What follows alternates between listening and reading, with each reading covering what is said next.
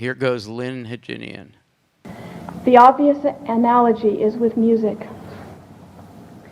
It was a mountain creek running over little pebbles of white quartz and mica. Let's say that every possibility waits. Nothing could interrupt those given days. My grandfather was as serious as any general before any battle, though he had been too young for the first war and too old for the second. He carried not a cane but a walking stick, and was silent on his walks except when he passed a neighbor. And then he tipped his hat and said morning if it were before noon, or evening if it were afternoon, without pausing in his walk. Just as nowadays, joggers will come to a stoplight and continue to jog in place so as not to break their stride. Then the tantrum broke out, blue, without a breath of air. I lifted the ice cream to make certain no spider was webbed in the cone. Sculpture is the worst possible craft for them to attempt. You could increase the height by making lateral additions and building over them a sequence of steps, leaving tunnels or windows between the blocks, and I did. The shape of who's to come. It should be completed only in the act of being used. While my mother shopped, I stood in produce and ate raw peas. The lovely music of the German violin. We heard part of it, and it's an earlier version than the one we study. And so I would like Allie to just say what's going on in your head when you're listening to Lynn Hejinian read this piece about her girlhood. I believe this would be maybe her 4th or 5th year of life. Well, actually, one of the main things I was thinking about just now is the act of revision. Because I'm so used to coming to this text as finished and as itself. And I think Shantine used the word basic, which I think just means like foundational to our understanding of this week in ModPo. And so it's really kind of amazing and refreshing to hear a version of it in progress and process. And just think about, you know, like what was potentially going through her mind as she was making those additions later on. Because I think it's easy to think of work that you've read over and over again and come back to as just kind of like given as there, but it's not, it's created. Yeah. And one of the lines that's missing in this version, but added a little later in the edition that we use, is between, but nothing could interrupt those given days. And then that whole long piece, probably the longest sentence in the whole book, about her grandfather and the way he walked, very sort of stately, gentlemanly, old-fashioned kind of guy in the neighborhood. And in between was an I sentence. I was sipping Shirley Temples, wearing my Mary Janes, which is a real girlhood sentence. So I turn to Leanne Brown. What are your thoughts about what we heard or what we're reading here? Well, I always think of this text as an exemplar of her rejection of closure, and I always think I picture it as an accordion that opens like this, and it inserts between each pleat. Like when I first heard of the concept rejection of closure, I thought it meant you didn't have to end it. And I always have trouble with endings of poems or manuscripts or relationships. And I was like, oh, good, I can reject closure. But then what she's doing is it goes in the middle. It becomes larger. The rejection of closure is throughout. Yes. That's wonderful. Emma, could you give William the mic? And William, in a minute, I'm going to ask you to follow up on that rejection of closure. I mean, as a young person, you're very involved in composition and music. What would it mean to be instructed by an artist of an older generation saying to you, we need a rejection of closure in order to accomplish X or Y or Z?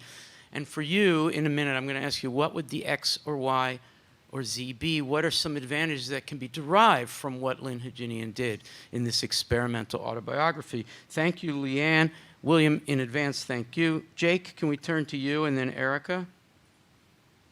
Yeah, just to continue with the rejection of closure, or in the spirit of it, I'll instead of an observation, I'll share a question that I had as I was listening to the recording, and it's striking, I think, because when I'm reading the text itself, I feel like there are these huge turns between sentences, or like so much happens in a turn from one sentence to the next. And I read that book very slowly, but here listening, just it being read with such ease, it was a very striking and different kind of experience. And what occurred to me is like this deadpan quality of the performance of this text, and I feel like I've encountered it in the works of other language poets, and I'm curious why is the deadpan quality important, and what does it mean in the context of language poets? That's a really great question, and I'm hoping that people will want to answer it. I want to turn to William on the question of the rejection closure and some advantages we can derive from it. But let's leave that question hanging in the air, the one that Jake just asked. I mean, my stab at that would be the paratactic quality, the non-subordinated quality of one sentence coming from one place of that year in a memory and another sentence coming from somewhere else. And so everything has got to be equal, an equal memory, and nothing is a greater memory, more traumatic or less traumatic than the other. And therefore, the best voice for it is unmodulated. I mean, I see a memory of some kind of fear and trauma in these early ones. There's a whole question of I was an object of time filled with dread. I lifted the ice cream to make certain no spider was webbed in the cone.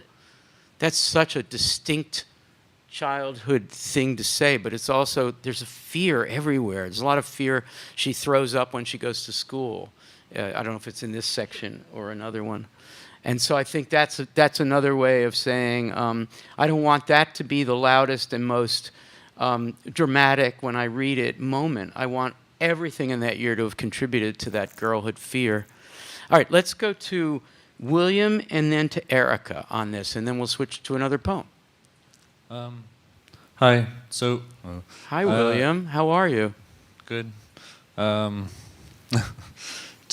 I guess dig into the composition analogy.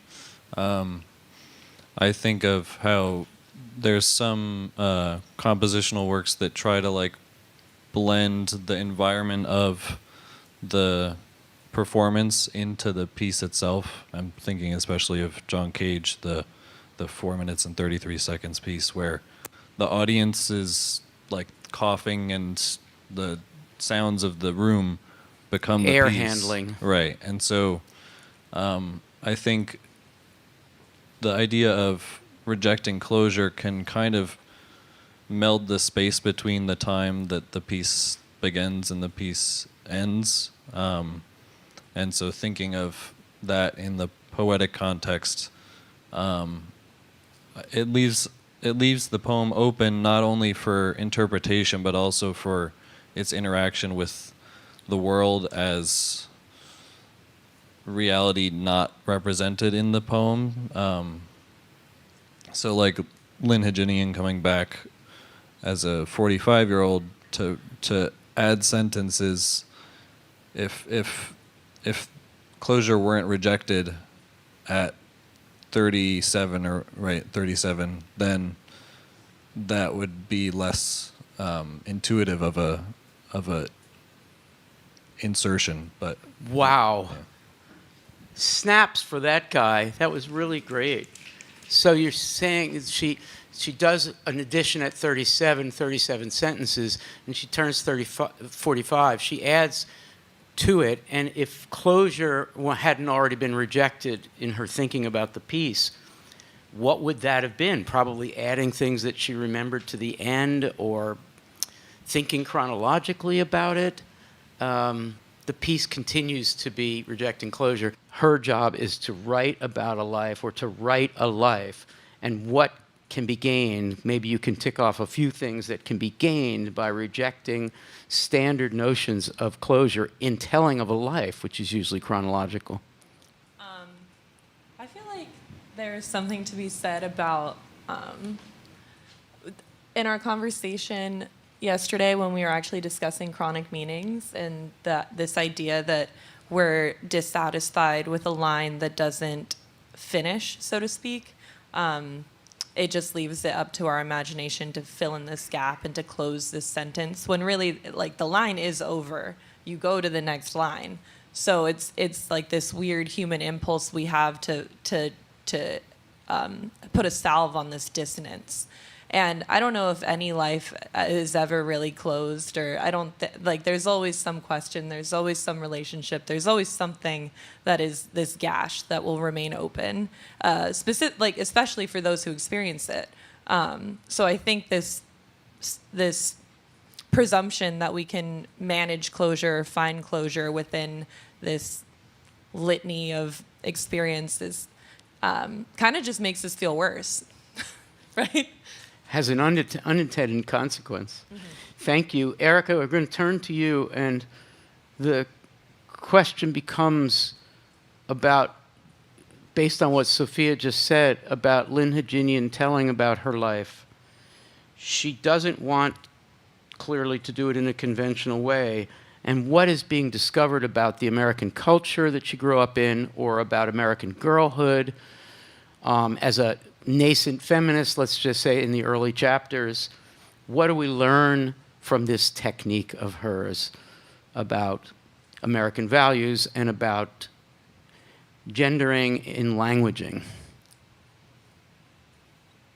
Those were a couple of easy questions. Yeah. Well, I mean, there's something that's a fundamental, stance or subversion against, like, the traditional genre of autobiography that she's staging purely through the conceit of the project or the intentional proceduralism of the project. So, she also uses familiar language. So she's painting these pictures, but then you get the paratactic impact of the sentences not quite doing what one expects sentences to be doing as far as building towards a narration. And I think that maybe that's a way to think about what you're asking. I also can't help but think about Gertrude Stein's idea of the continuous present. Yeah. And how that feels really important to me, to this book. And the way that Stein thought about the continuous present and her mode of writing was also something that I think of as being a feminist gesture, where she is revealing information in her way that's completely new. And, it then becomes up to the reader to figure out a way into the form. And in Hejinian's case, it's, the style of the writing is so different and there's so much descriptive language to hang on to, but she's not going to give us a history lesson. So the way that we enter into the text happens in the spaces between juxtapositions.